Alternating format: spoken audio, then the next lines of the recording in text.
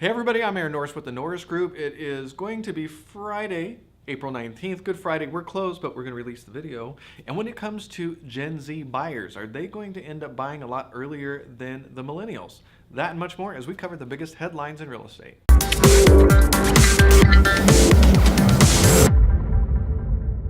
Don't miss the radio show and podcast this week. I am on again with Dr. Jonathan Reichenthal. We talk about smart cities, where he sees some economic and demographic changes and trends happening in the next couple years, how sites like LinkedIn Learning could change education, and possibly how that might spill over into real estate, and a lot more other nerdy stuff you won't want to miss on the radio show and podcast. The National Association of Home Builders reported builder sentiment increased this month by 1 point, now stands at 63.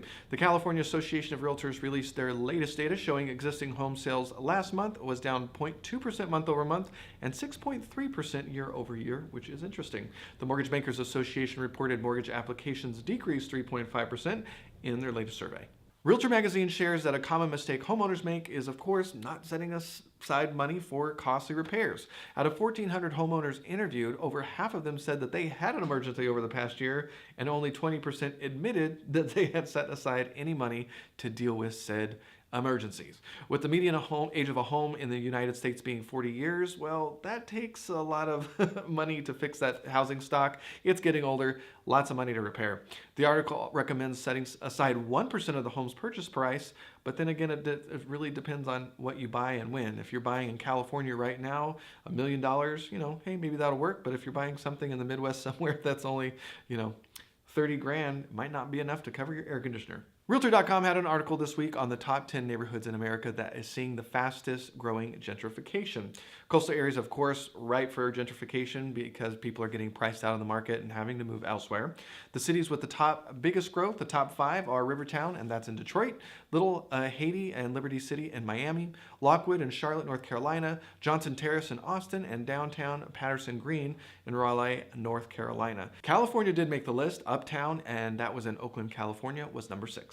T360 has added a new category to their already widely recognized data rankings. They now have MLS organizations, state realtor associations, and local realtor associations. This decision came about after 600 MLSs, 50 state realtor associations, and 1,100 local realtor associations were surveyed and or researched. My fellow data nerds will love the annual report that they produced. I was actually turned on to them by the Inland Valley Association of Realtors. I'm a huge fan. It talks all about technology disruptors in the space and provides a lot of data on that. Now we have this, which is awesome. So interesting to note, the California Association of Realtors is the #1 association in the United States with almost 200,000 members, and the California Regional MLS is the largest MLS with over 96,000 members. According to a new Bank of America report, 59% of Gen Z, so those age 18 to 23 right now, want to buy a home before they are 30. So that's in the next 5 years. 55% of those say the reason they want is to buy so early is they want to start a family. Now, we have been making fun of millennials for the last 5 years, talking about their couch surfing habits at mom and pop's home and not leaving and starting a family way later in life. And of course, one of the, they join millennials in one of the hurdles is saving up enough money for not just the payment, but the down payment, and then of course the monthly payment. But Bank of America's report also showed that Gen Z would rather save for a down payment than do things like go on vacation, go on a shopping spree, and even take a vacation. So forget the we generation. This is like the responsible generation. This is amazing. So for us in the real estate community, this is interesting because in a digital first generation, they've grown up with, social media, on the internet. They don't even remember dial-up. They don't even know what that tone sounds like. It's interesting to hear that they're very interested in ownership of real estate, which is actually not something I was expecting.